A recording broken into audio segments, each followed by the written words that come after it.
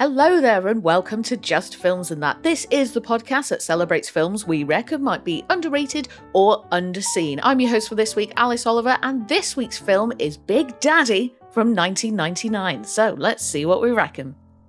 All right then, Josh, you chose this one. Big Daddy. Yep. You are a Big Daddy? Nope. Are we all the Big Daddy? With that. We aren't sticking with that. I don't know, I like it. I think I got don't. a sweet ring to it. Okay, no. Adam Sandler actually is the Big Daddy. He is. This film is from 1999, so spoiler warning, listeners, if you haven't seen it yet. So Josh, do tell us, what is the film about and why did you pick it? Yeah, so what's it about? Adam Sandler plays, he plays an Adam Sandler character. He's sort of very immature, very lazy, and sort of just lazying his way through life, not really doing anything with his life, living off the fact that he won a massive payout from an accident. And one day a young boy turns up at his door who is the son of his roommate, but his roommate is already working away. So he has to look after the little boy. And in doing so, they save each other. Oh, that's beautiful. Sort of like, it's that thing, it's that formula. Yeah. Why did I pick this one? So a couple of reasons. So we've done a serious Adam Sandler film.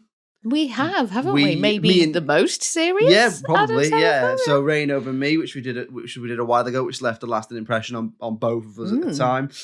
We have done a comedy Adam Sandler film, but it was before you came on board. So I thought it's about time we did another comedy Adam Sandler film because he does get a lot of stick. And I think this is one of his best ones.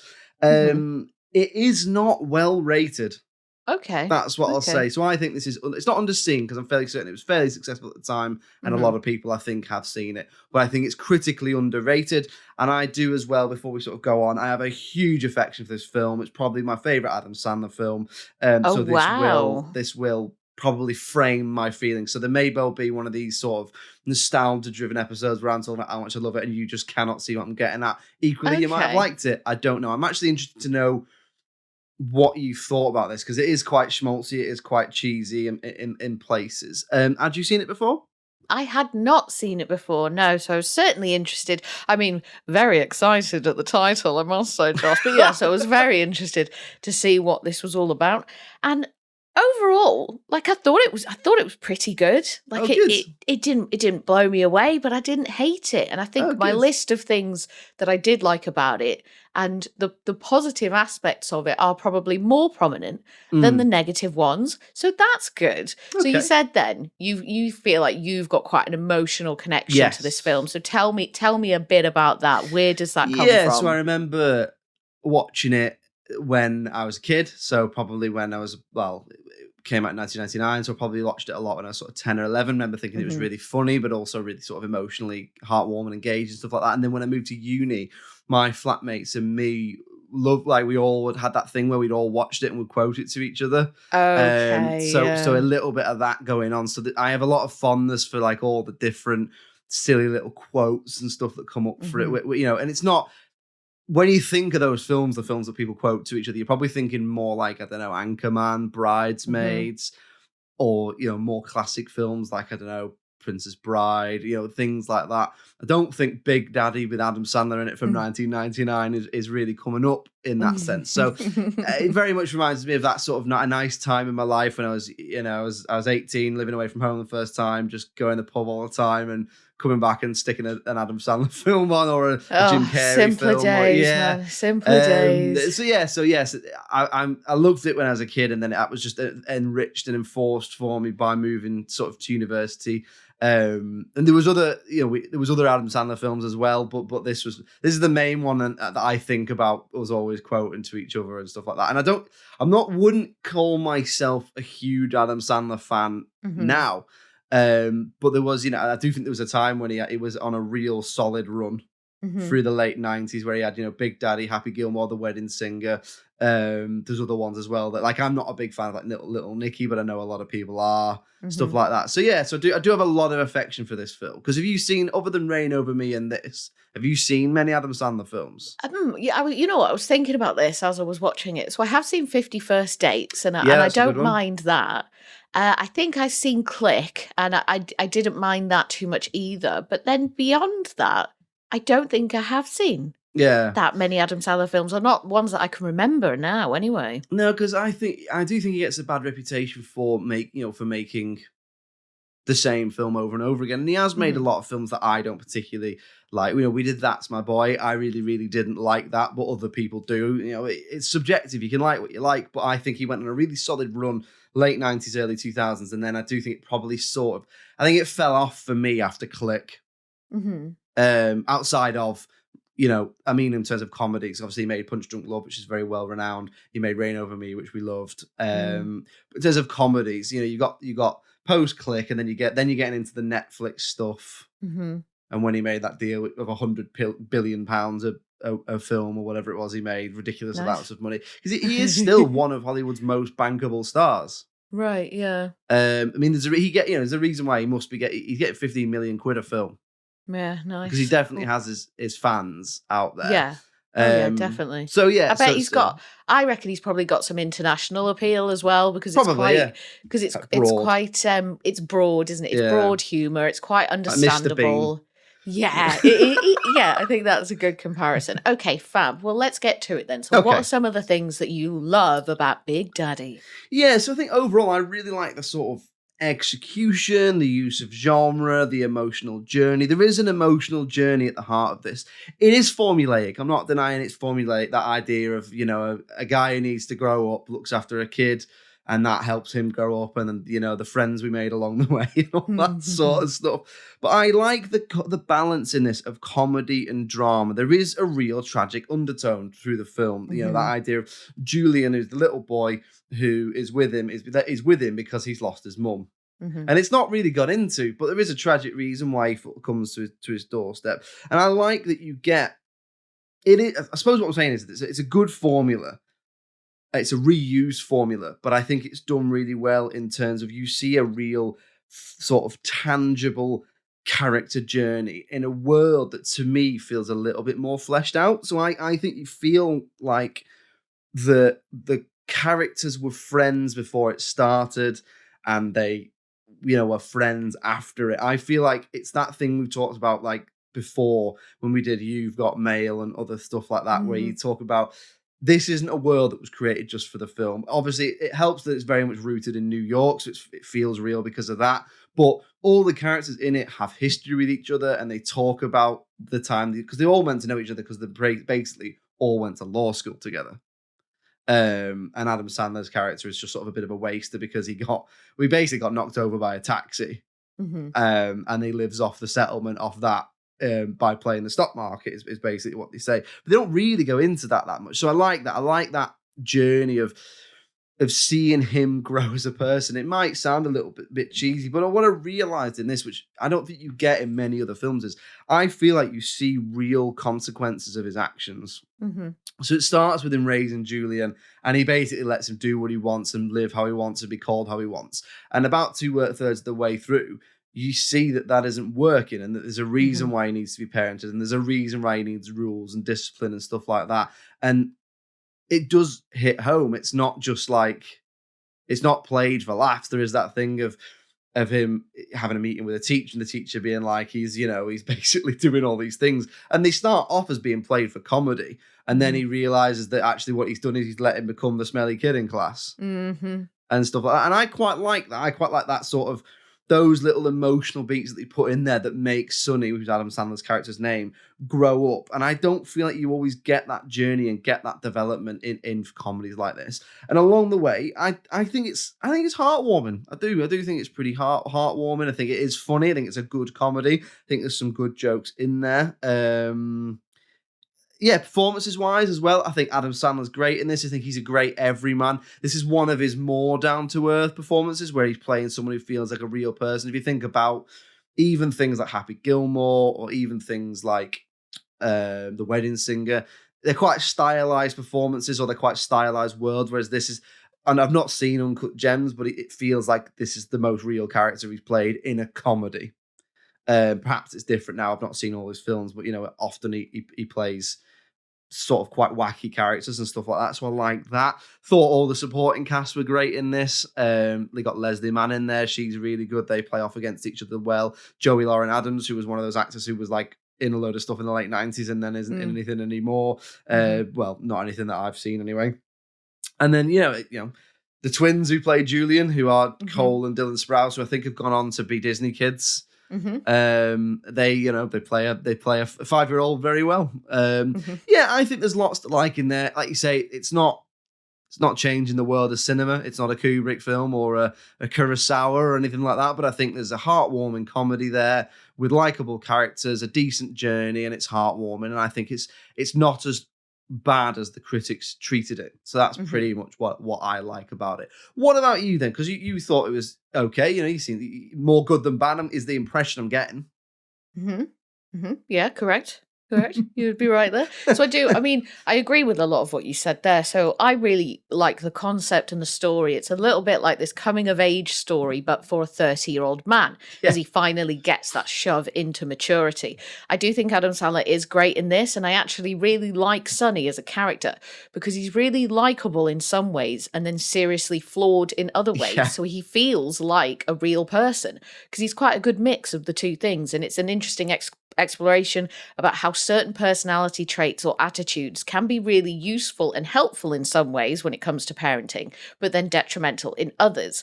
Like very often he's super chill with Julian, like he gives him options, he doesn't get mad at him about wetting the bed or throwing up in the apartment and stuff like that, and that's all really positive and really good. But he's also not setting up any boundaries or any proper structure, and I quite like seeing both sides of that, and it helps to make the story and the characters feel a bit more real. And it's interesting how like some of his ignorance around parenting actually makes him a better role model and quite a positive presence for Julian to be around in some cases, because he is really relaxed and he doesn't really make him feel bad about anything, and I really appreciated that. I love the aesthetic of his apartment. Yeah, like I love the layout. I love the not a barn conversion, like a loft conversion. Yeah, I just loved it. I love the colours, I love the layout, just like the general shape and the design of the whole thing. Like I didn't really know what it was, but I was looking at it and I was like, oh, that's cool. There's something quite, I don't know, like quite atmospheric about that. I think you probably saw a lot of that sort of stuff, sort of late 90s New York films and sitcoms the bedrooms and stuff. It's almost like the bedrooms are on like little tree houses. Yeah, fun, right? Similar to... there was something similar going on in So I Married an Axe Murderer. Oh, yeah. Where one of the characters had something similar, and I was like, that looks fun. Like, that looks like going to bed is fun. So I really like that.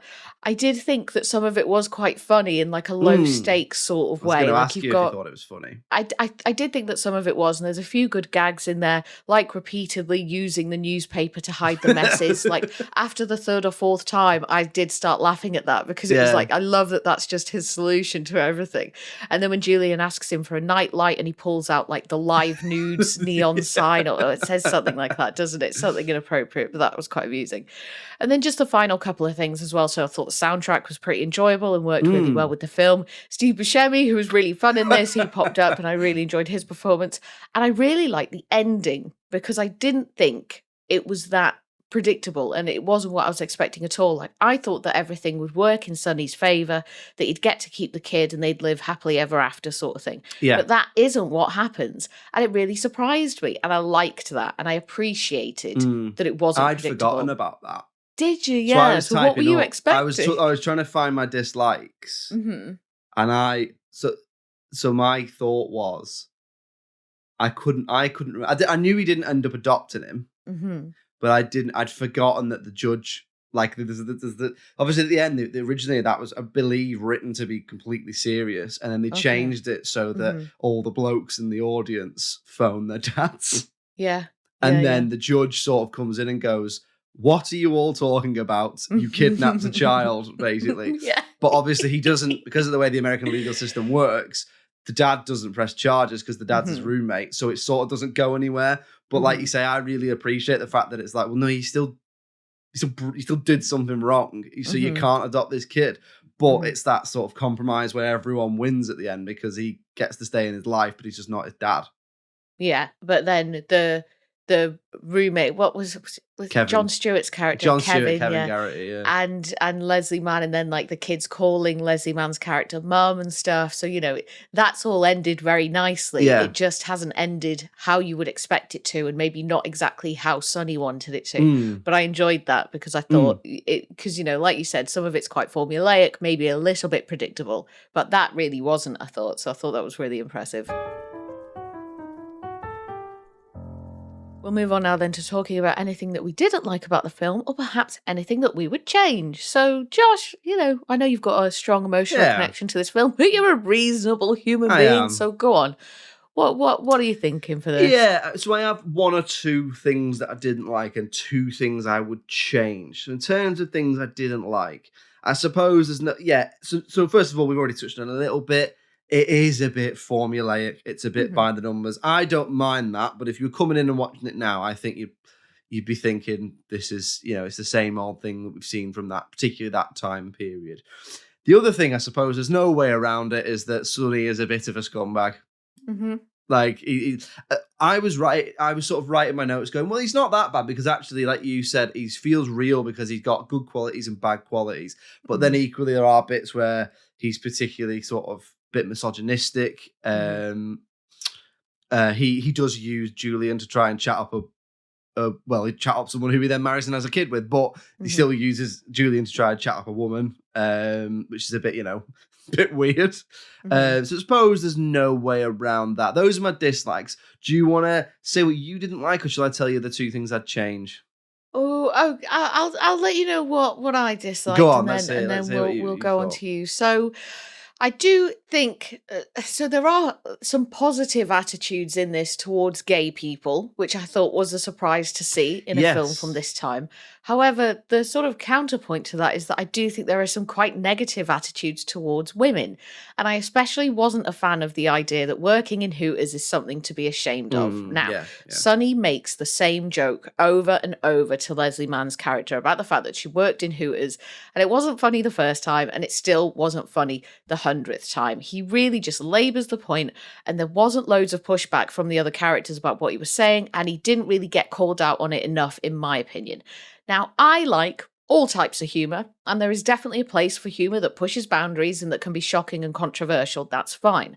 But if you're going to do that, my rule is that your jokes need to be good, smart, and actually funny. And all the Hooters jokes just weren't. They just felt a bit lazy. It was just like having jabs at women, and I could have done without it, to be honest. I thought that parts of the opening sequence were quite poorly written, so there's just this huge exposition dump of a conversation that happens between Sonny and Vanessa. It happens with his dad, but then it happens with him and Vanessa as well. And it almost verbatim goes, I'm an ambitious party planner trying to make it in the big city, and I'm heading out to an important client meeting now, and someday I want to start a family. But you've never been the same since the accident you had 2 years ago, and you don't have a job, and I think you're lazy and immature, and that bothers me. And I love a bit of show, don't tell. And because this was so lacking in the opening of the film, it did have me thinking, oh God, is this what this is going to be? And is this going to be difficult to watch? But it did get better from that point on. And then just finally, but this is neither a like or a dislike, but it's just something I wanted to mention. Now, I know this isn't, but it does kind of feel like everyone's first film. Like, it feels like the writer's first film. It feels like the director's first film. It feels like the actor's first film. Like, everything about it feels a little bit basic. And at times the story is a little bit messy and unsure of itself and where it's going. And the conversations don't feel super succinct, or terrifically written. And I suppose I just didn't find many aspects of the film that sophisticated. But like I said, it's not necessarily a bad thing. But I think it was maybe a contributing factor to my sort of lukewarm response to the film, shall we say. But that's everything from me on that. I think I'll take a lot of that. I think that's fair. I think that's fair enough. I think a lot of that is it's a victim of its time. Yeah, I would agree with that. A lot is probably I would agree with that for yeah. sure. So what are the things that you would change there's about two things, it? and there's two things I'd never noticed before, but watching it with a critical eye, obviously you try and pick up on I love this, stuff. when you notice something for the first time. There's two. So the first one is, obviously, the whole thing is that Sonny is lazy, but he doesn't need to work because he won a settlement where he can earn enough money that he can sort of play the stock market and live comfortably, which in New York, even at the time, must have been loads and loads of money. Does it even say? Does it say how much it was? Was it like $2 million or something like that? What the settlement? It says it was quite a lot. It was it was only $200,000. No, 200,000. Yeah, yeah. but if it's 2 years ago, I suppose you could live comfortably off that for 4 years, something like that. Well, in like the investing side of it as well, like if he's making money off it. Yeah. So, but before then, obviously he's been to law school, and it's hinted that he's a bit of a protege because his dad's an amazing lawyer, all his friends are lawyers, and then it's hinted at the end when you see that he is now a lawyer. He's been and passed the bar exam and he's a lawyer, and it shows. So the way it's hinted at is they're all talking at the surprise party at the beginning, and two of his friends who are talking about how busy they are and they're sleeping at the office say, I haven't been able to figure this out. And he, like, without skipping a beat, just says, try this. And he goes, oh, you're the king, and leaves. So it's like, all right, so he is a better lawyer than the practicing lawyer. So he was obviously so switched on. So I said to my other half, well, why is he meant to be so unmotivated just because he had an accident? And she just said, well, it's probably not that deep, is it? It's just that he has to be lazy for the comedy side of it and the journey side of it to work. That he doesn't need to work, so he doesn't work. But I think if someone is that good at something, that they have that knowledge in their head years later, that they can advise their friends who are presumably further ahead than them, you wouldn't just lose that motivation. So I would maybe have liked to see a little bit more about why is he so unmotivated? Do you know what I mean? Again, it's not as deep as that. He's just meant to be lazy, but it doesn't match up with it also being a legal protege sort of thing. Yeah. So that was the first one. My interpretation of that was sort of two things. The first one was that obviously there was a lot of pressure on him. Yeah. Like it seems like his dad was probably putting a lot of pressure on him to do this, do that, and be this way. But then when you see him in his natural state, like he is a bit gross. He does just want to like wear kind of jerseys and eat cereal and all that thing. Like, and he's sort of reverted almost back to a childlike state where he wants to just feel that freedom. And because of the payout, that gave him the opportunity to do that. So that's what he's done. But then obviously towards the end of the film, he realizes, oh, well, if I actually, I'm missing out on some of the really important parts of life because of this, because I haven't matured sort of thing. And then the other thing, the accident, we don't know sort of how bad or how not bad that was, but it might have really affected his mental health and his confidence. Well, I suppose the only thing we know is that he says, so Vanessa says a cab ran over your foot and you spent one night in the hospital. Yeah, but I feel like that's first of all, that cab was huge. Well, it's sort of diminishing his feelings about it. Yeah. It's like wouldn't happen now, would it? What do you mean? As in, if you made this now, I don't think it'd be that it wouldn't be an accident that would be trivialized. Right? Yeah, I see what you mean. Like he still was in an accident, and you don't know how, especially if nothing had ever happened to him before. You don't know how you're going to react in that sort of thing. Yeah, that's true. If you made it now, it would be that you'd won money and something else, wouldn't it? Like you bit into a sandwich and there was a nail in it, or something. Something that didn't hurt you, but was just kind of annoying. Yeah. But that was my sort of interpretation of it. Anyway, that was the first thing, and the second thing, and this isn't really one that is it's not arguable really. I've never noticed before that at the end it finishes. Julian goes to live with Kevin, and it cuts to about something like a year and 3 months later. And it's Sonny's birthday. He's now a practicing lawyer. They meet at a Hooters, and they have some sort of buffet on for him and stuff like that. And he's got a newborn baby, which means he's met Layla, and in a year and 3 months it doesn't say they're married, so forget that bit. But they've had a baby and he's passed the bar exam. I mean, Jesus, that's a busy 15 months, isn't it? Yeah. It's a very short amount of time to decide to have a child with someone. If that was 3 years, you'd go, oh, okay. Yeah, do you know that what I makes mean? more sense, yeah. And they're not, there's no age issues or anything like that. It says that they're sort of early 30s. So I'd never noticed just how weird that ending is in terms of the fact that it was so quick. But to each his own. It was just something I noticed. So we'll move on to talking about the critical reception in a moment. But first, Alice, I believe you're going to take us on a journey. I am indeed, Josh and listeners. Prepare yourselves. We are going to go down the rabbit hole for this segment that I'm going to call Alice Down the Rabbit Hole. So, For this edition of Alice Down the Rabbit Hole, we're going to take a look at the lives and careers of the two boys who played Julian, Cole and Dylan Sprouse. Often referred to as the Sprouse Bros, the two were born in Italy in 1992, with Dylan allegedly being named after Welsh poet Dylan Thomas. Their acting debut came at just 8 months old when they starred in an advert for nappies. Big Daddy was their first major feature film, and this was followed by several television appearances by the two of them, and many of you may recognise Cole Sprouse in Friends, where he plays Ross's son, Ben. Work was steady for a few years, with the two being cast in the same roles to help studios out with the child labour laws, and eventually the two struck gold when they got picked up by the Disney Channel, where they actually got to act alongside each other in The Sweet Life of Zack and Cody. Though they remained active in the industry, Cole once said that the entertainment industry in very many ways encourages the worst qualities of you as a person, which could be why they turned their attention to other things such as studying archaeology and video game design at university, and became ambassadors for the Koyamada International Foundation, whose mission is to improve quality of life by empowering global youth and women to reach their full potential. As for right now, well, Cole has 3 upcoming projects, including one called Lisa Frankenstein, funnily enough, because of the film. And Dylan has a couple of his own, including a film called Beautiful Wedding. And do you know who the line producer is on that film, Josh? Well, it's none other than Deborah Moore, who was the executive in charge of production for Above the Rim, which was another film that we covered back in 2021. And that was Alice Down the Rabbit Hole. Little look at the old Sprouse brothers. Frankenstein. Indeed. Frankenstein. Yeah, that's gold. That is rabbit hole gold right there. It is.